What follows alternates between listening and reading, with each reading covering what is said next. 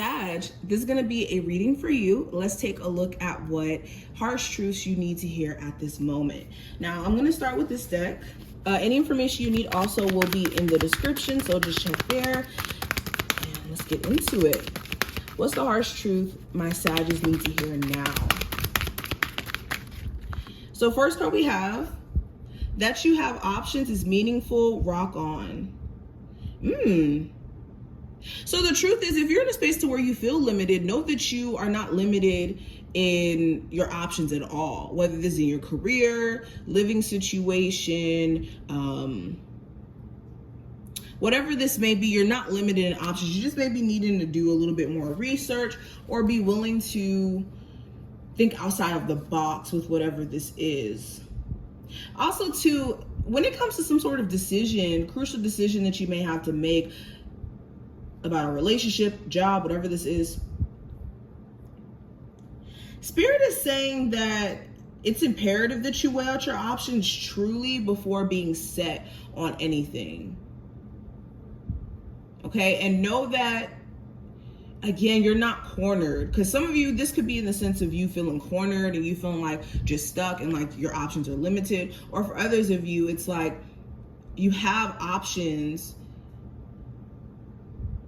but in these options, it's like having to see what's best suited for you, and having to use that discernment is going to be key during this time frame. Anywho, we also have you'll find what you seek.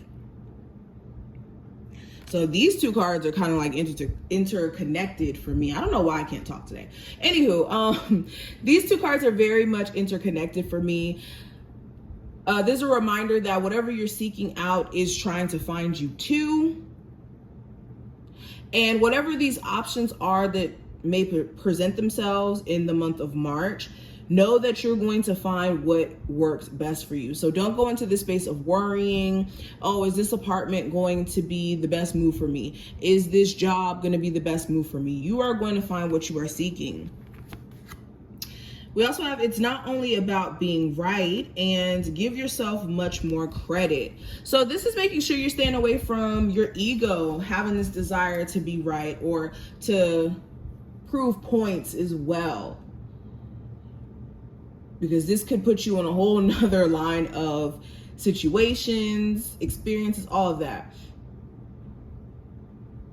And also, most of the time, not all, but most of the time, there is equal blame that can be put into certain scenarios, like a relationship. It's making sure that you're not just throwing the blame all on one person, but also taking the time out to see where you could have approached said situations differently. Just for example,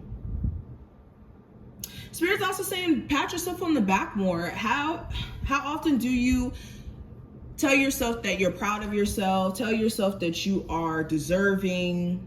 How often do you just kind of bask in the progress that you've made, even over the last 5 years? Now, even in reviewing your life, maybe your life isn't perfect, but you could be in a different space and energy than you were in the past. And this is something to pat yourself on the back for or be grateful for. All right, what else is coming through here? Harsh truths my Sagittarius need to hear. So we have, the moment I begin to celebrate myself and focus on my success is the moment I begin living. Ooh. And we have, I don't need to find my purpose will find me. I love both of these cards. They're extremely powerful. So going into this, literally, you don't need to be in a space to where you have to go soul searching for your purpose, or it's not like you're just gonna read a book one day and you're like, oh my God, my purpose is this.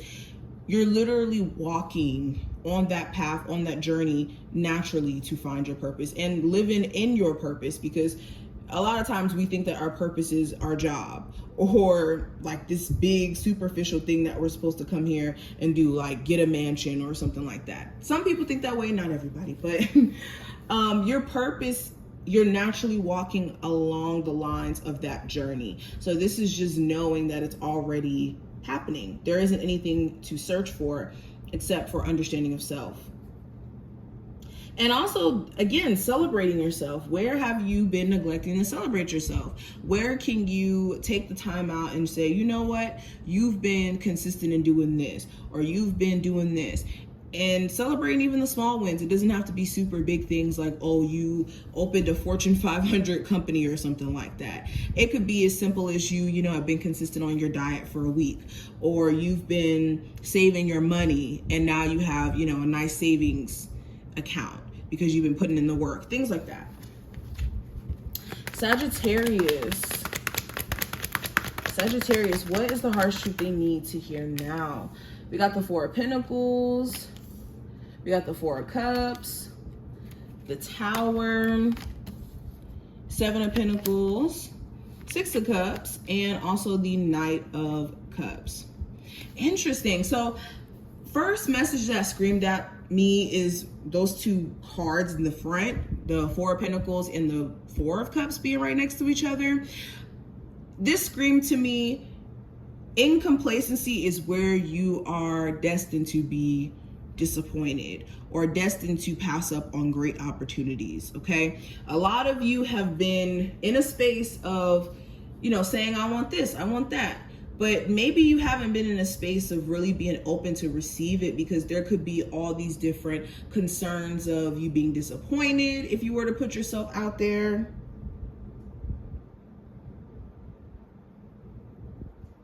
Okay, Spirit could be also pushing you energetically to make certain changes in your life. And Spirit saying, look at what you put your energy in. And I learned something new about the Seven of Pentacles. The Seven of Pentacles, interesting enough, doesn't mean what most people think. When the Rider-Waite was created, the Seven of Pentacles was actually speaking to putting your eggs in multiple different baskets and not putting all your energy into one. Because as you can see, this person's looking at his crop and he's like, well, I expected more to come out of this. And all he really got was one pentacle, because there's only one there. The rest of the pentacles are still on the tree. So it's like making sure you put your eggs into multiple baskets, or not being so gung-ho on something that you put so much effort into, like working out, even when you can see that maybe there's some reworking that needs to happen with your crops or what you're doing here. Anywho, that was just a little quick history lesson with the Seven of Pentacles. And also the Six of Cups too. I learned something new about the Six of Cups. The Six of Cups is speaking to innocence, of course, but the essence of like needing to act your age sometimes, because the initial characters on the cards, they were like dressing up. Like you had one person dressing up as like a little kid, and then the kid dressing up as the adult, and switching. Anyways, it's a whole story. Anywho, getting back into the reading itself, with the Six coming up here as well, this is making sure that you're not letting your past almost keep you in a chokehold.